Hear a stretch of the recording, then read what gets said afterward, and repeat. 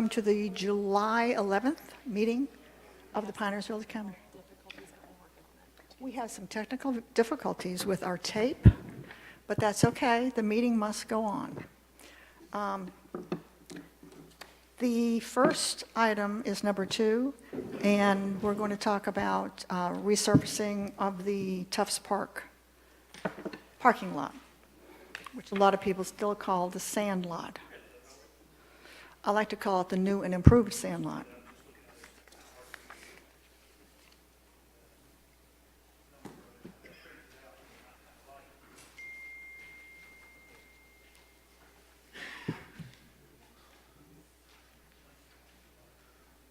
Yeah, that's okay, I can read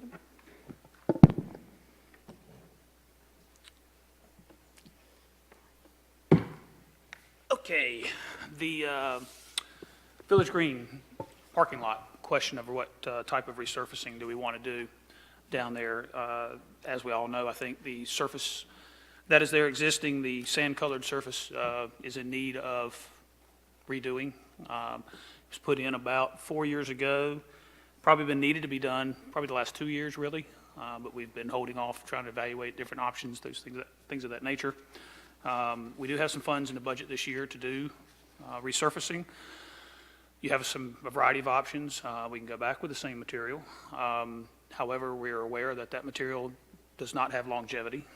It's been proven that it's not going to last any more than 2 years, which is okay as long as we've budgeted and understand that that's the way we're going to be going for the next, however long. Bluestone is another option if you wanted to remain with something that's a natural material. Bluestone will have considerably longer longevity with the BST application. It's an angular shaped stone, so it's more appropriate as far as that type of application, whereas our previous material or the current material is round and will not adhere and stay bonded to the BST surface. Then there's other options. Concrete we looked at, there's asphalt that we've looked at. So really we sort of narrowed down from our perspective, staff's perspective, of what from a financial standpoint makes the most sense long term, and those were either BST or asphalt. The sheet that I provided to you, and we were hopefully going to, if we can get it pulled up there, I see Lauren's got it on the screens on the side, show you some initial cost, and then shows you kind of what the additional costs are spread out over the next 25 years based on life expectancy. So with the information that's before you from a cost standpoint, just pointing out that the stone that we have currently at the sand lot comes out of the Shenandoah Valley up in West Virginia. As a result, the cost of that is about double what we would pay for bluestone, which comes out of Asheboro. But the cost difference is not that great in the grand scheme of things. The difference is really the frequency. Because of that stone being round in shape, we're just going to have to do it much more frequently, about every other year. That's based on what we've seen already. Some of you may remember we did a test patch of this very material before we put it down in the sand lot back here at Wicker Park, and it had the same response in terms of the material moving out of the not binding for a very long period of time. Let's put it that way. The tires, knock it out. So anyway, from a long-term standpoint, the current sand color is a more expensive option. However, again, the individual cost from a year-to-year basis when you do the work is not that much. The actual aggregate itself is not that much more expensive, but we would have to do it, like I said, every other year, as opposed to probably about a 5-year lifespan on the bluestone, and then asphalt, of course, has a much longer life expectancy than that. We're willing to do whatever, obviously. Whatever y'all's direction is, that's why we're here. We just want to find out, what do you wish to do? The workload from the standpoint of staff is the same. It's managing a contract, so no matter where the stone comes from or no matter what the material is, it's 6 of 1, half dozen of us from the standpoint of the initial resurfacing. Again, we would just need to make sure if we're going to go with this material that we currently have, we just need to budget, make a plan and budget for it to be done about every 2 years. Well, I personally think we made a good decision the first time, And I think it, for a number of reasons. Looks is one, and also it kind of eliminates what they call that heat island effect. You know, when you stand on grass and it's nice and cool, and then you stand on asphalt and it's like, whoa. So this is kind of in between.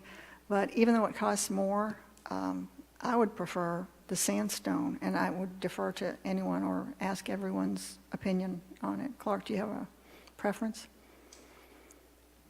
Explain just the technical difference, and when you see the title BST bluestone and then sandstone, you know, because they make stone the color of sand. Why does it only last 2 years versus 5 years? What?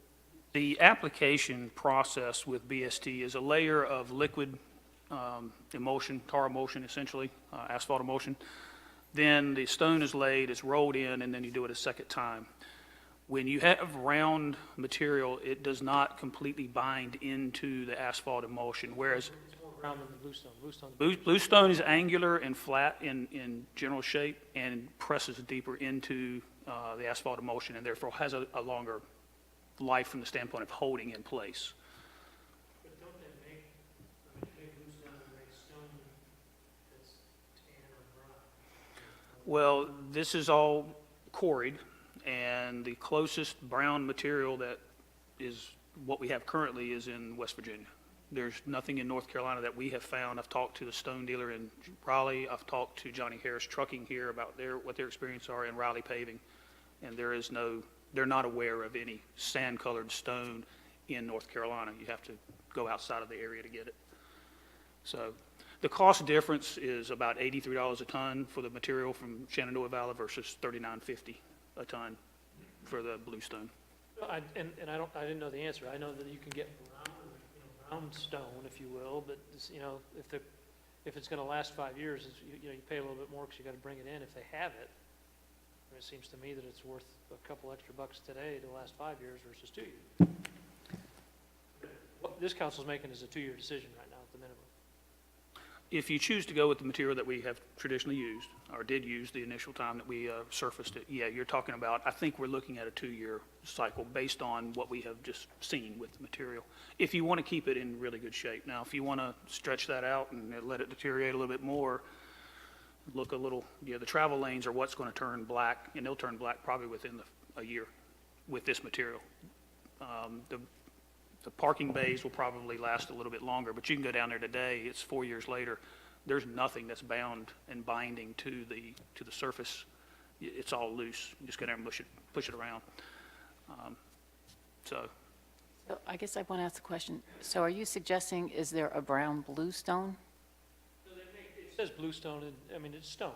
There's different colors of stone. We all say bluestone because it's mostly blue. But you go around, you'll see driveways that actually have a brown stone. I mean, And it's there's considered the there's a same pea material? gravel type of color, but it's also a round. you'll see, I'm not gonna say I don't know that you'll see sand colored stone, but you'll see brown stone. Yeah, I don't know even how to be. yeah. I can only speak for you guys. Reporting everything that you could find in the ground. Yeah, I mean, I just went to the sources of folks who do this material and do this work, and it's just, it is what it is from as far as what they told me. So just passing that on. Have any thoughts? I'd rather stay with what we have. I would too. I would too. I think the initial search was far and wide, was it not? It was. We probably got, without exaggerating, probably a dozen different samples from all over the place of various colors of sand, brownish colors, from a variety of sources. And this was the one that was ultimately selected. So.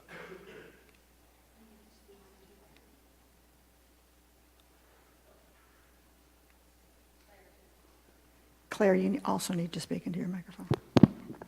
Thank you, Barbara. We're a team. We're the keeper of the microphones.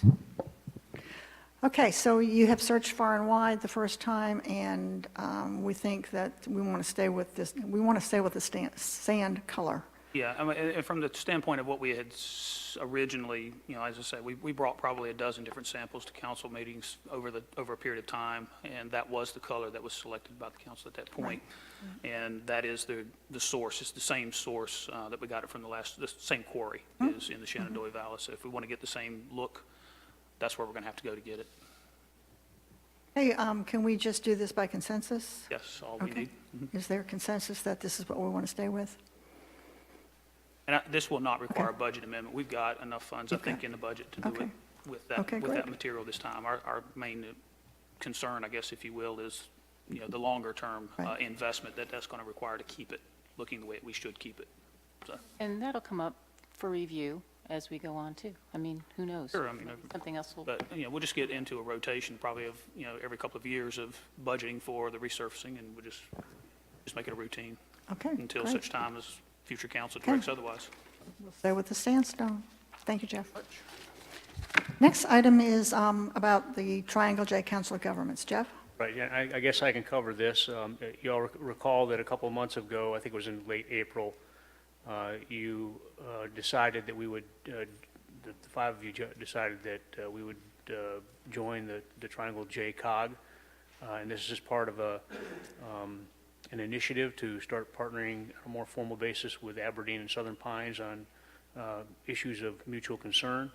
And we've since gotten correspondence back from the Triangle JCOG that in order to actually join now, we need for you to adopt the JCOG charter and also request membership by a resolution. So that's in front of you to consider. In addition to that, they're looking for you to designate or decide who will be the primary delegate and who will be the alternate delegate when the JCOG meets. Okay. Okay, so has everybody looked at the resolution that we're being asked to support? Any problems with the resolution? Since we've already agreed to do it, this is just kind of the second step, that we would adopt the resolution. And we should do that by motion? Yes. Did I just make a motion? I thought you said. Oh, motion. Okay. I don't usually make motions. I think I can now. I move that we approve the resolution to join the Triangle JCOG. Second. And we have a motion by the mayor and a second by John Cashin. Is there any discussion? If not, let's vote. All those in favor, please signify by saying aye. Aye. Opposed, say no. Thank you, that's unanimous, Lauren. Okay, and as far as delegates, I very selfishly want to be the delegate because I worked for a council of governments for 4 years. So I feel like I kind of know what they do and how they do it, even though it's been a long time, but I would like to be the delegate. And as far as the alternate, Mr. Cashin has offered to be the alternate. If that's, and that just, I think we can do that by consensus. Everybody okay with that? Everybody okay with that? Okay, hearing no opposition, I'll be the primary delegate and John Cashin will be the alternate. Okay, number 4. I think maybe we want Mike to, or Jeff, can you start this, and Mike, come on up and help us with this? Sure. I mean, I wasn't here at the last meeting, so I Oh, that's right. wasn't I'm not completely well-versed on the dialogue and discussion surrounding how we handle council absentees. Mike has developed an opinion on this, and he's here to articulate that for you, as well as answer any questions you have regarding the question. What I've done, and I've got the various statutes here, a copy for everybody, if it becomes necessary. What we're talking about here is 168-75. Let me just set the stage for this, because I think that there's probably some question in the audience. At our May 23rd meeting, Jeff Sanborn and I became aware sometime during the day that Clark was not going to be here. He just emailed and said, I won't be at the meeting tonight. So we quickly thought, how are we going to handle, because we had some votes there was a zoning vote, and we tried to figure out how we were going to handle it. Jeff did some research, and as strange as it seemed, the research showed that he could have an unexcused absence if we all approved the absence to be unexcused, but then the vote would be in the affirmative. So that was the way we went with it. And we just want to make sure we did the right thing. We did what we thought was the right thing at the time, and we want to make sure we did the right thing. Right, and I got the call after that. I believe I was out when that took place, and then was asked at a subsequent time to just take a look at it and see what I thought. I think before digging into 168-75, there are going to be inevitably varying opinions here. I have my opinion based on the stuff that I've looked at and the case law that I've read on how our Court of Appeals has interpreted this. School of Government has an opinion. I'm sure there are other people. I've seen an email string, I believe, may have even been from Jamie Bowles, that they have an opinion. All of those opinions at this point are really nothing, including mine, are nothing more than arguments. A court would have to determine what exactly the General Assembly meant by the language that they used in crafting 168-75. We're here today discussing this because of poor draftsmanship by the General Assembly. It's as simple as that. There's no other way to cut it. But the legislative history of this statute regarding voting and other statutes regarding voting of other boards and that kind of thing places a premium on requiring a vote, because there was a period of time, both in North Carolina and other jurisdictions, where certain governing bodies, whether it be a P&Z or a Board of Adjustment, would uniformly keep tabling applications by applicants. We need more information. We'll consider this when we get more information at next month's meeting. Oh, we can't make next month, we'll make it 2 months. Meanwhile, the applicant is sort of withering on the vine with no vote. And the courts generally describe that kind of tabling and non-voting as a denial by inaction. So the General Assembly appears to have intended to be proactive here in adopting 168-75 and putting a premium on actually voting. However, the method they used is confusing and actually contains what I believe to be typographical errors. Their reference in this statute to 168-385, if you pull that statute, which is supposedly an exception to the requirement that a council member vote, you find that it pertains to citizen comments and things of that nature that have nothing to do, for instance, with what this council considered with respect to the Community Presbyterian Church. So what you do overall when you're looking at this statute is understanding that it starts with no member shall be excused from voting except, and then it starts listing the available exceptions. They are limited. They are set forth as to what they are. The first is matters involving consideration of the members, that's a council person's own financial interest. That's number one. Second, or official conduct on matters on which the member is prohibited from voting under other provisions of law. That's the second. So you have those two limited exceptions. Then you have this catch-all phrase. In all other cases except votes taken under GS 168-385, that's the statute I referred to a minute ago that has to do with citizen comments and multi-phase developments, which have nothing to do with what we have. So they appear to try to create an exception there that doesn't exist, but it says, even if that exception were still there, a failure to vote by a member who is physically present in the council chamber or who has withdrawn without being excused by a majority vote of the remaining members present shall be recorded as an affirmative vote. So you look to see whether on a particular issue any of the listed exceptions, which are the only exceptions that apply.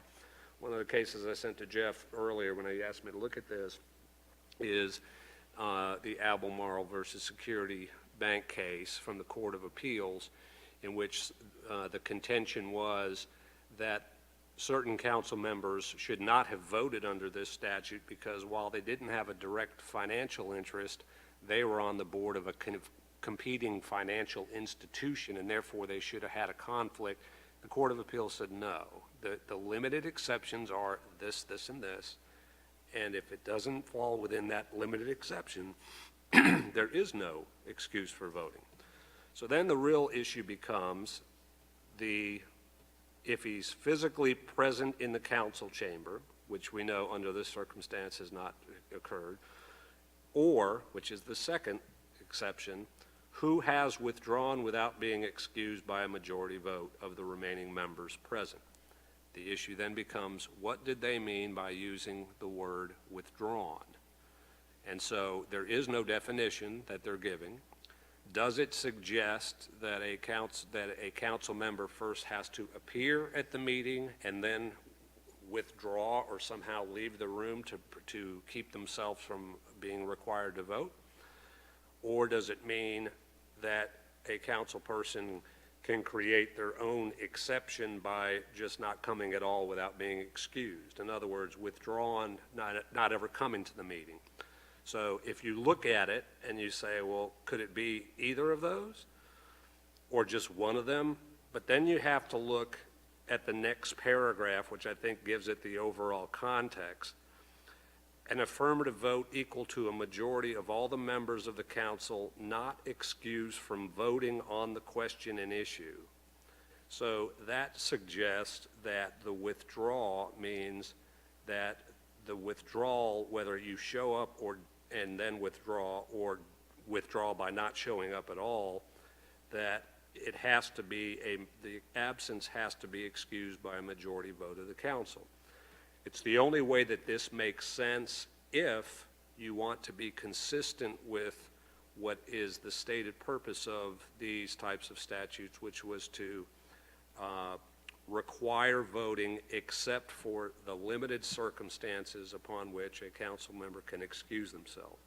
So I've seen Jamie Bowles' interpretation of this, which is, as I understand it, it would require the council person to be physically present and then withdraw, and it's only under that circumstance that an excused absence would be necessary. In other words, you can create an excused absence by not showing up.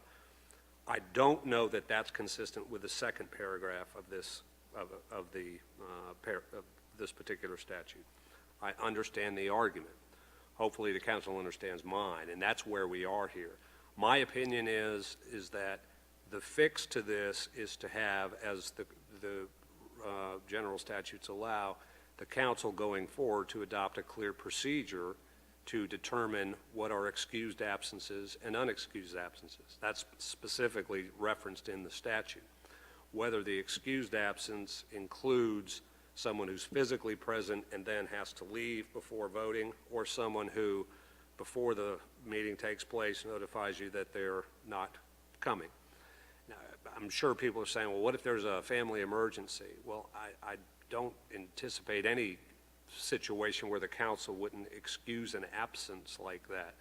But the procedure that would be put in place by this council going forward could address all of those things. We don't have that right now in sort of our own policy, but the General Assembly has inserted a policy for us by the words of their statute. It has to be excused or unexcused by majority. That's not our thing. That's from the General Assembly. It's what the statute says.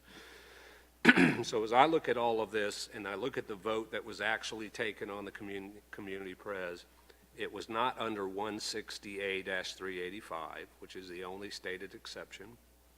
And so if you look at what actually was before the council there, I believe it was a conditional use district, and that would have been under 160A-382B.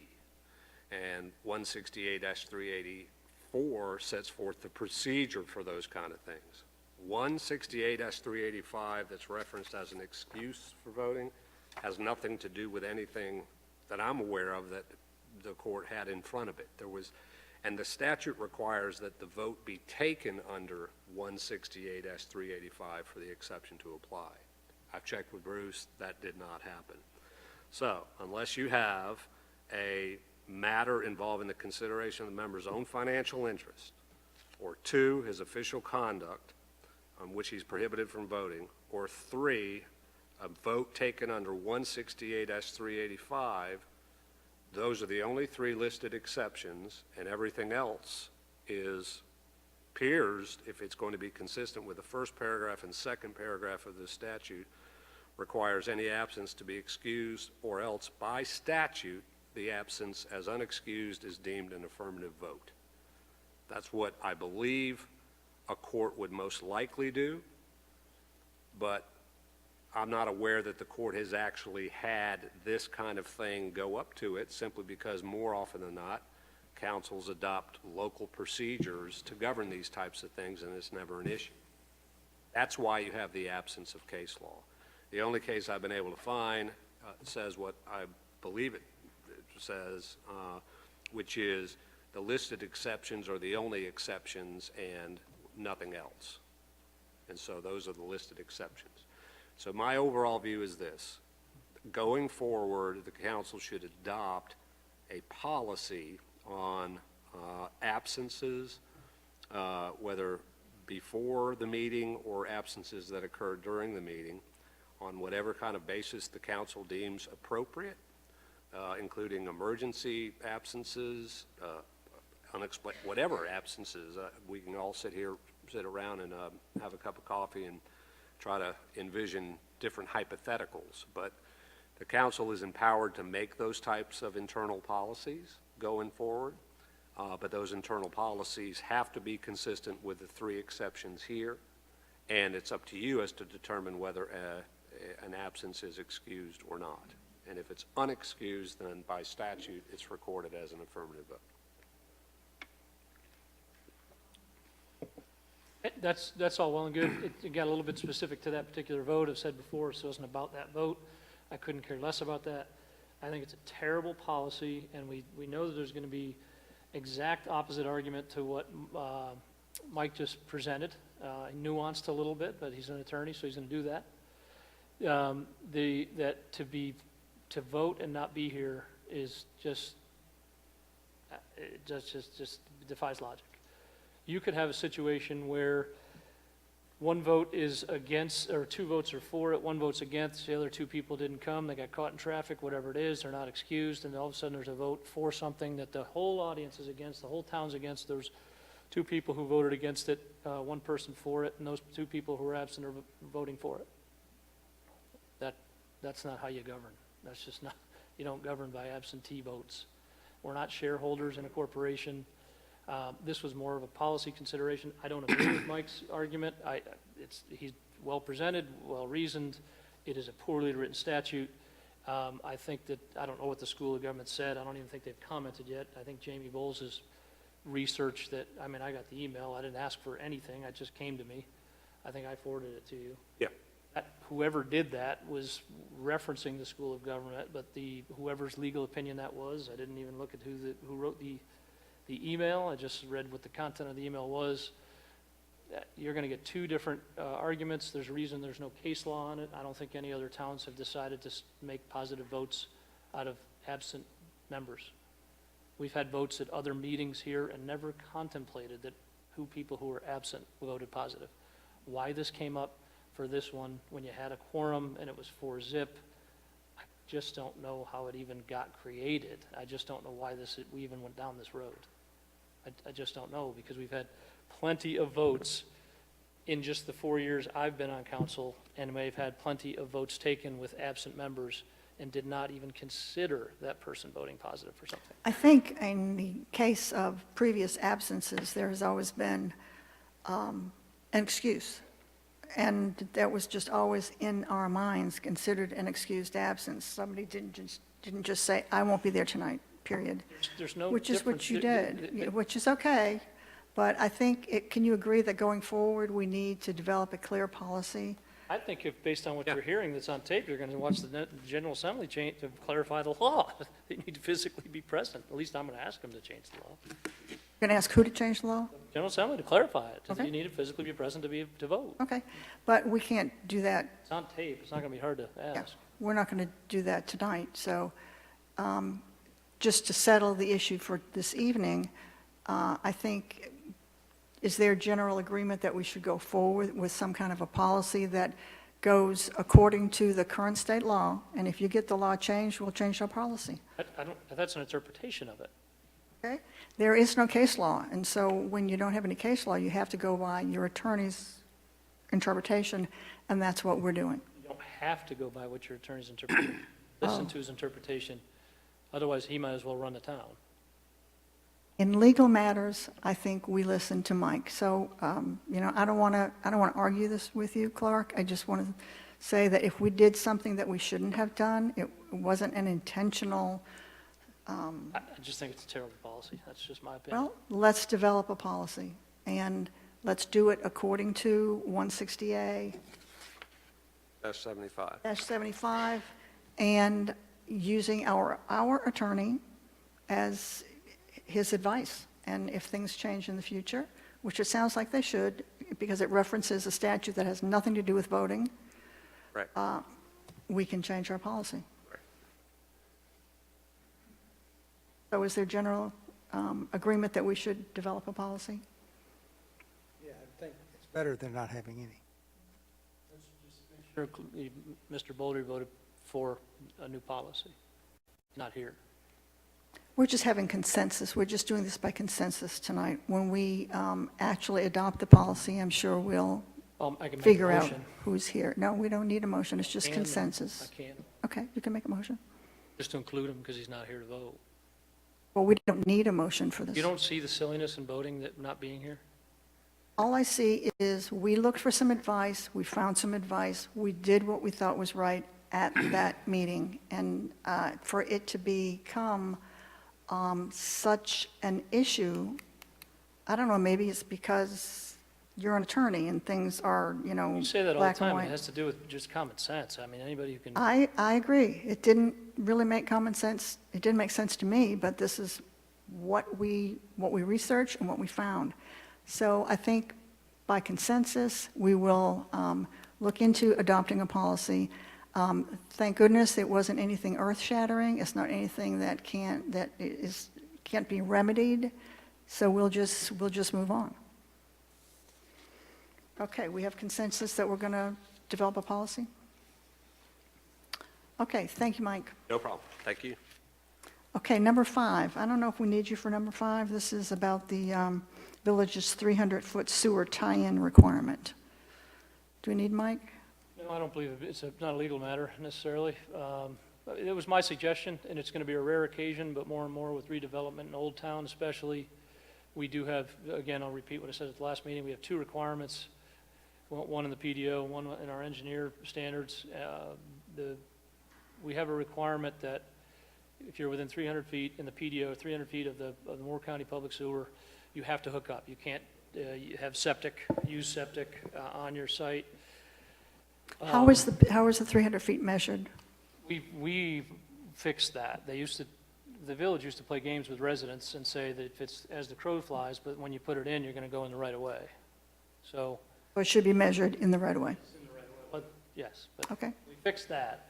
We also talked about it being 100 feet, and I thought we had a consensus at that meeting, but we didn't videotape those back then, so I could almost swear in a Bible that we said we'd switch it to 100 feet, but it is 300 feet. It is what it is. We also have something in our standards and guidelines that indicates that, but you can't go, private utilities can't be in the right-of-way. And Bruce mentioned that there's one exception when there's topographical issues, that we're not going to hold you to the 300-foot measure because, you're stuck having to necessarily pump your sewage to the sewer line. My suggestion is to allow them in these instances, because you're not going to crowd the right-of-way by any stretch of the imagination with these new private utilities. And all we're talking about is, if you understand what a right-of-way is look at the pavement in Old Town, and then you go down Dundee, it's a big breadth of land outside the pavement. We're talking about probably a 2-inch line, and rare occasions being allowed to be in the sewer line, in the right-of-way. It'd be a private utility because you'd be pumping from site to a public utility.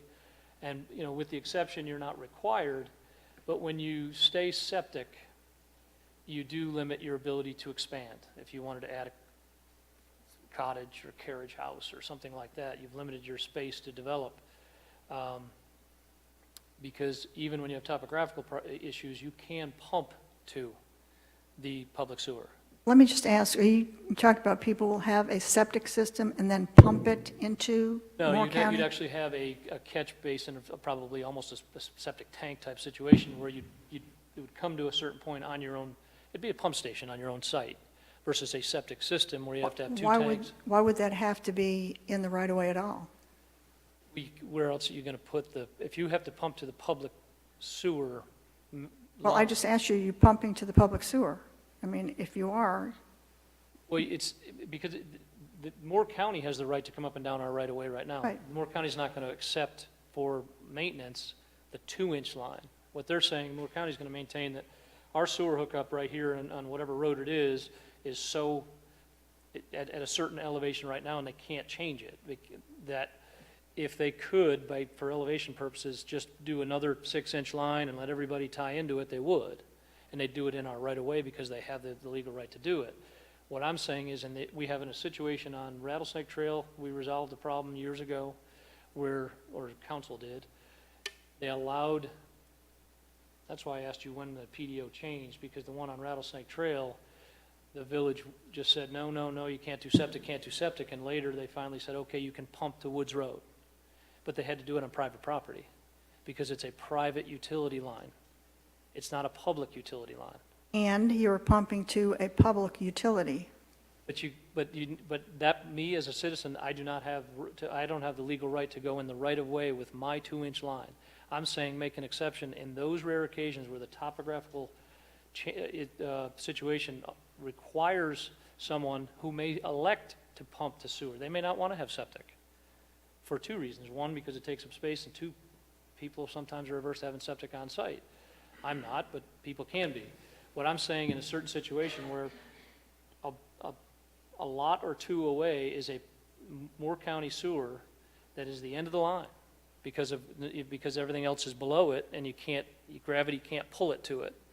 So that Moore County's not going to hook up because they're not going to pump to their own sewer, but they will allow people to hook up their own line to it, pumping from their property through a 2-inch line, crossing the right-of-way and going up the right-of-way to that Moore County public sewer. And I'm saying, as a council, if we're going to have a requirement that somebody's within 300 feet, that we want you to hook up to it, obviously there's some history there that the village doesn't want people to have septic. They want to have them tie into a public sewer system that we don't own. Why not give people the opportunity to do it by allowing them to have, everybody's not going to do it. This is going to be a handful of situations, but it allows those people on those rare occasions to put a 2-inch line 22 feet in the ground. It's not going to interrupt anything that, we don't have utilities. We have a stormwater management system, but not in Old Town. And it will go over someone else's property, or? No, what I'm go saying in is the let them do it in right-of-way. the right-of-way. Right now, we have a prohibition that you cannot put a Okay. private utility in the right-of-way. I think I want to hear from Bruce on this. This is really twofold. One is the protection of the public right-of-way, which is for public use. And the second is the 300-foot rule for septic. A little history, up until 2005, all development had to hook to public utilities. And that being said, except for in the ETJ, the R210 district, the R30, and the R5. In 2005, and in those districts up till 2005, the 300-foot rule applied. In 2005, we loosened that a little bit and just said all development within 300 foot is to hook to public water and sewer. This isn't just sewer. Water is a little different because there's not the topographical issues. Water's pressurized. You can extend a water line much easier than you can a sewer line. So at this point in time, you have 2 options if you fall within that 300-foot rule. If topographically you can hook into the sewer line, you either have to hook or you have to extend the sewer line to the property and then tie in that instance. Or the state will allow you to cross up to one property with a private sewer lateral, that be it force main or not. What this would do, or this discussion would do, is the 300-foot appropriate? And if so, maybe for some developments, maybe for others. And then secondly, do you want to start allowing private utilities within the public right-of-way?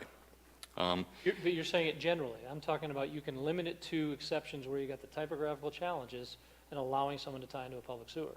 I'm not saying, don't just say generally start allowing people. I'm not saying people can all of a sudden put they're gonna put sprinkler systems and running private lines and all these other things in the, I'm saying specific exception. And we currently do allow some irrigation systems in the public right-of-way. They apply for an encroachment agreement. I think the difference there is if we damage someone's irrigation, which one other thing is ULOCO will not locate private utilities. They will only locate public utilities. So if someone damages an irrigation system, you cut off the irrigation. If someone damages a force main in the public right-of-way, you have cut someone's sewer. That house is no longer occupiable until that sewer is fixed, and it's in the public right-of-way. So I think there's They won't locate them, or they can't locate them? they cannot. They can now, because when most lines you drop in now, even Moore County, when they do septic, require off-site systems to have whatever they put down there to be able to locate it. So they are locatable. To my knowledge is that because they'll locate, for instance, the power line to the house, right? Well, that's Duke Energy's to the meter. So there's some things such as that, but because you're not paying that franchise fee with that bill, or that 1-800 number, with that bill, ULOCO is not required to locate those facilities. They're not paid to do so. That's a free charge because you pay that public utility fee. Maybe they might pick up some, but there's some concern that I would have with, okay, so that's now in the public right-of-way. We get in there to do some work, or Moore County Utilities is damaged. That person claims to be indigent. They can't pay to repair it. Who's going to repair that line? Well, in any instances, when you damage something that you've allowed somebody to be in, you fix it. That's the rule. With an encroachment agreement, we do not. A private irrigation system, But we're talking rare occasions. I mean, this is typical Village of Pinehurst. Say no first. And I'm saying allow certain things for rare exceptions. I mean, use the, and just my argument is there's reasons why. I don't know of any city in North Carolina that allows, or the state DOT, that allows private forced sewer mains or private mains to run perpendicular, or excuse me, parallel to their right-of-way. you'll have to think back to the Women's Exchange. We just solved that problem, running right up Route 2. I was not party to that, but And they said, we're fine, we don't care. I thought it went across, It had to go across to get over into Route 2. If it was a well, it village, had to couldn't have done it. It had to go under Route 2, is that not correct? Nope. It went we were so happy to find out that extension of Village Green was not village property, because we don't allow private utilities in the right of way. We went across resort property. They gave us an easement for it. We came down their road that goes to the new slide pool, and then back out to Route 2 and right up to the main What about going in front of that doctor's house and all that? right away, which is Yeah, Route 2. yeah, that was okay. All Route right, 2. There's sufficient information here that I think, on both sides, that I would like to have the planning board look at this. Leo, I know you've got a lot to do. I would like to see a recommendation from the planning board, because I think there's a lot more than what we can discuss tonight. I just suggest maybe bringing your village engineer as well. Oh, absolutely. Yeah. Yeah, maybe just a little committee of the planning board, and bring in the village engineer, and let's do what's best. I know from my experience that, and I can't remember what year it was, but, out in the county, you can put a septic anywhere, but you have to have 100% repair area.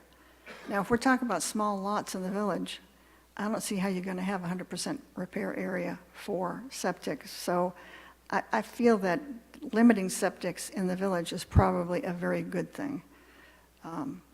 But let's see what the village engineer and what the planning board can come up with. Okay, is there agreement that we want that to go to the planning board? And the suggestion would probably be look at kind of both issues. Yes, certainly, yeah. And Clark, if you want to attend and present, the exceptions that you're talking about, that would be great. But I don't think we're going to just be able to decide this here. I So didn't let's, expect it to, that's, work Okay. sessions for just talking. yeah. So would you? I'm fine with that. Yes, Okay, yes, yes. that's great. All right, then that's what we'll do. Okay, we have, number 6 is other business, and I have one item of other business, and that is just not to vote or anything, but just to get our finger on the pulse of how we feel about the brunch bill. Now, who can best explain the brunch bill now that Mike has left? Maybe Jeff? Kevin?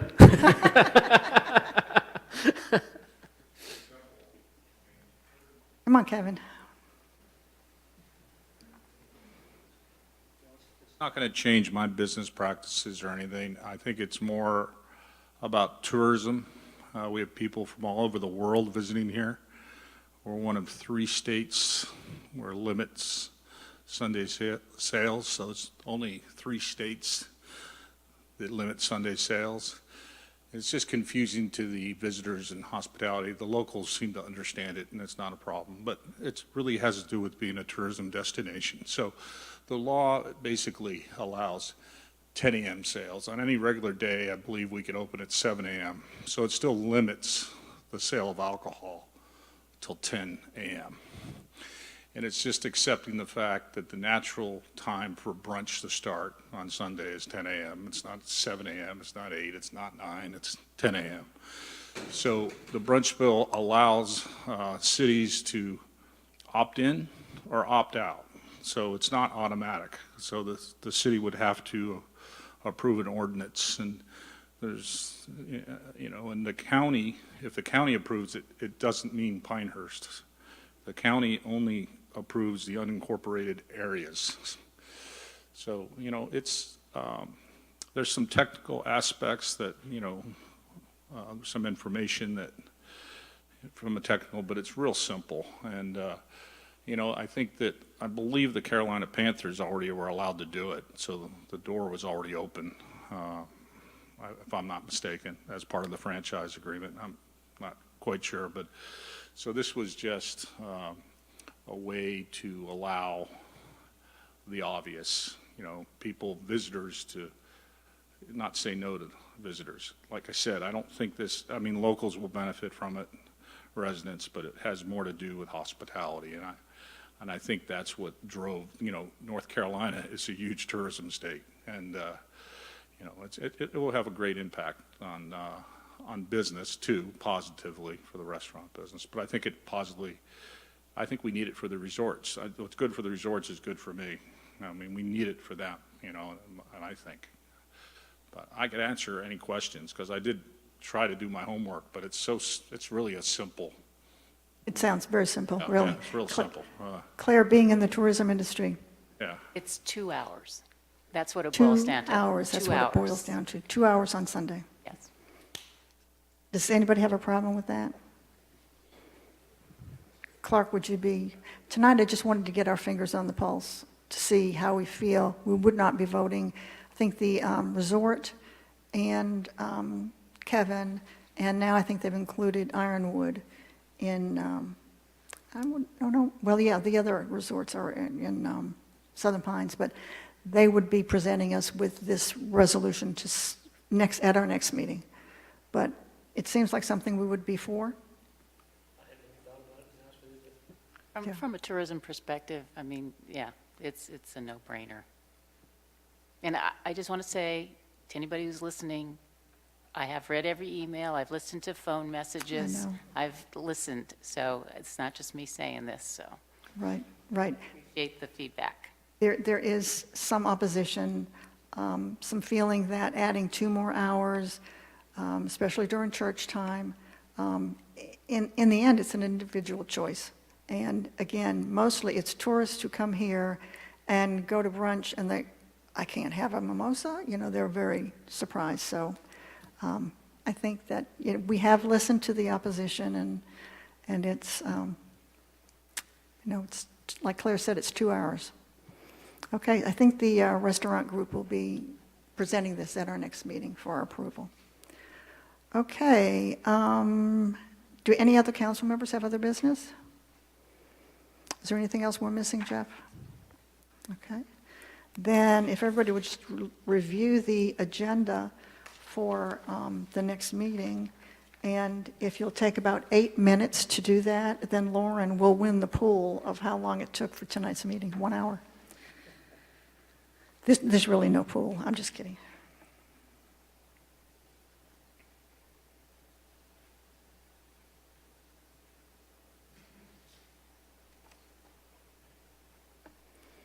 I want to clarify the community center item. What I'm basically, and I know it's coming back to my suggestion, it was to look at the long-range plan and the recommendations that were made, and I just want to kind of reassess where we were and what's happened since then, and then what needs to happen going forward. Because we've done some of the suggestions, and then how did that shift the priorities for what we're planning to do now? So that's a before and after. That's what I'm trying to look at. Okay, to your knowledge, Jeff Batten, you can just shake your head yes or no. Is Mark Wagner going to be ready to present all that? Okay, at our next meeting. That's good. And I understand, I spoke with Tom Campbell today, who had some additional thoughts about especially summer camps and things like that. So I'm sure Mark will be aware of all that and present that at our next meeting. We'll be also looking at the site selection, won't we? Or, I think the first question is, are we still moving yes. down that path, so. okay. Okay, I think, are there any questions on our next meeting? Lauren, I think I said 55 minutes, so I think I win. Let's go have a mimosa. Okay, if there is no further business, then I would entertain a motion to adjourn. So moved. Second. Seconded by Claire. All in favor, say aye. Aye. Aye. Okay, unanimous. We are adjourned. Thank you all for being here.